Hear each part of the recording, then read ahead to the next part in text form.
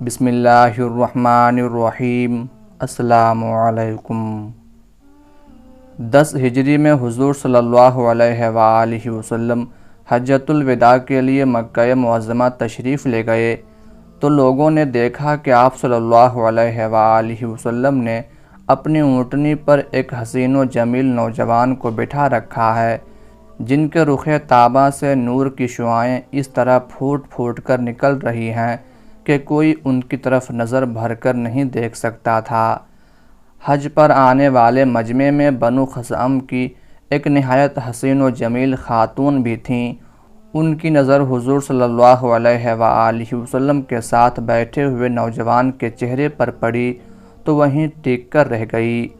خاتون کو حضور صلی اللہ علیہ وآلہ وسلم سے کوئی مسئلہ پوچھنا تھا، اس لیے وہ آپ صلی اللہ علیہ وآلہ وسلم کی سواری کے بہت قریب کھڑی تھیں اور حج پر ہونے کی وجہ سے ان کا چہرہ بے نقاب تھا۔ حضور صلی اللہ علیہ وآلہ وسلم کے ردیف نوجوان کی نظر خاتون پر پڑی تو وہ بھی ان کی طرف بغور دیکھنے لگے۔ حضور صلی اللہ علیہ وآلہ وسلم نے نوجوان کی ٹھوڑی پکڑ کر ان کا چہرہ دوسری طرف کر دیا، لیکن تھوڑی دیر بعد نوجوان کی نظر پھر ان خاتون کی طرف اٹھ گئی۔ ایسا 2-3 مرتبہ ہوا تو حضور صلی اللہ علیہ وآلہ وسلم نے نوجوان سے مخاطب ہو کر فرمایا، برادر عزیز، آج کے دن جو شخص اپنی آنکھ، زبان اور کان پر قابو رکھے گا، اللہ تعالیٰ اس کے تمام گناہ معاف کر دے گا۔ حضور صلی اللہ علیہ وآلہ وسلم کا ارشاد گرامی سن کر نوجوان نے فوراً اپنا منہ دوسری طرف پھیر لیا اور پھر بھول کر بھی اس طرف نہ دیکھا۔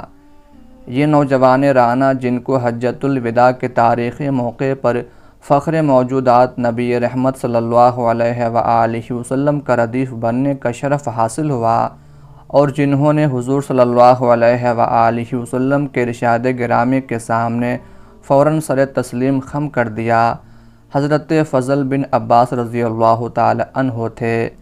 حضرت ابو محمد فضل بن عباس رضی اللہ تعالی عنہ کے حسب و نسب کے بارے میں یہی کہہ دینا کافی ہے کہ ہاشمی خاندان کے چشم و چراغ تھے اور سرور کونین صلی اللہ علیہ وآلہ وسلم کے چچا حضرت عباس بن عبد المطلب رضی اللہ تعالی عنہ کے فرزند تھے۔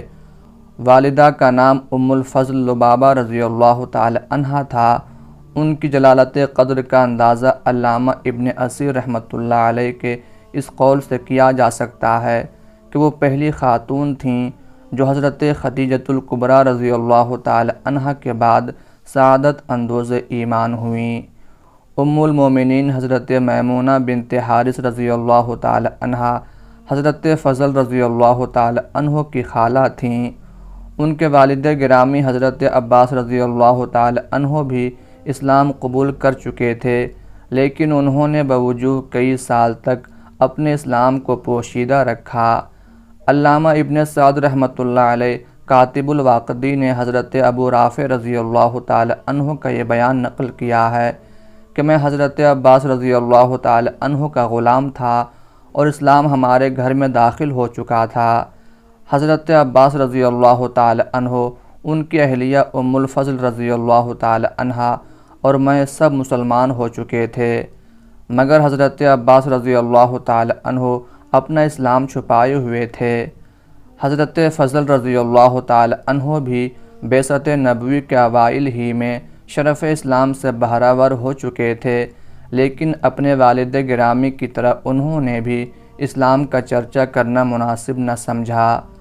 فتح مکہ سے کچھ عرصہ پہلے حضرت عباس رضی اللہ تعالی عنہ نے عرض مکہ کو الوداع کہا اور ہجرت کر کے حضور صلی اللہ علیہ وآلہ وسلم کی خدمت اقدس میں مدینہ منورہ پہنچ گئے۔ اہل و عیال بھی ہمراہ تھے۔ حضرت عباس رضی اللہ تعالی عنہ اپنے فرزندوں کو ساتھ لے کر بارگاہ رسالت میں حاضر ہوئے تو حضور صلی اللہ علیہ وآلہ وسلم بے حد مسرور ہوئے اور سب کو دعائے خیر و برکت سے نوازا۔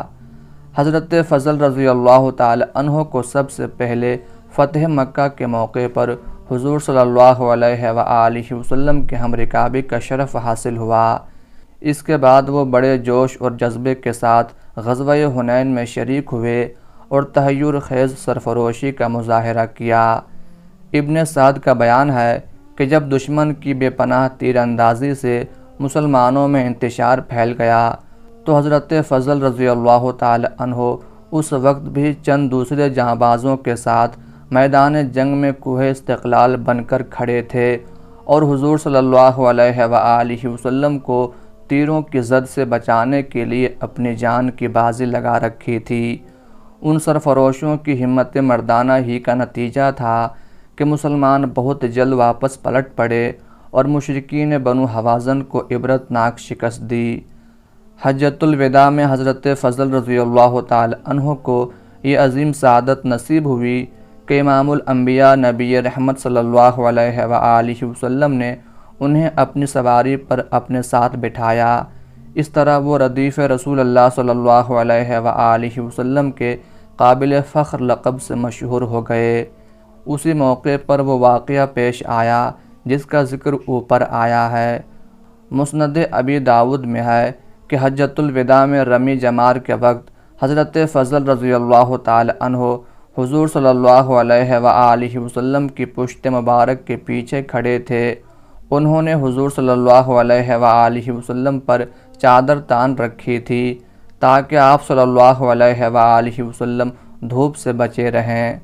سرور کائنات صلی اللہ علیہ وآلہ وسلم کی حیات اقدس کے آخری دنوں میں جن اصحاب رضی اللہ عنہم کو حضور صلی اللہ علیہ وآلہ وسلم کی خدمت کی سعادت نصیب ہوئی، حضرت فضل بن عباس رضی اللہ تعالی عنہ بھی ان میں شامل تھے۔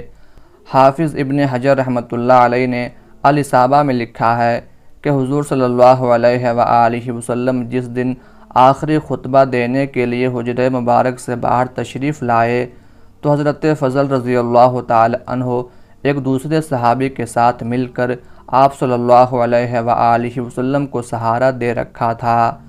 حضور صلی اللہ علیہ وآلہ وسلم کے ارشاد کے مطابق حضرت فضل رضی اللہ تعالی عنہ ہی نے عامۃ المسلمین کے سامنے اعلان کیا تھا کہ آج رسول اللہ صلی اللہ علیہ وآلہ وسلم خطبہ دیں گے۔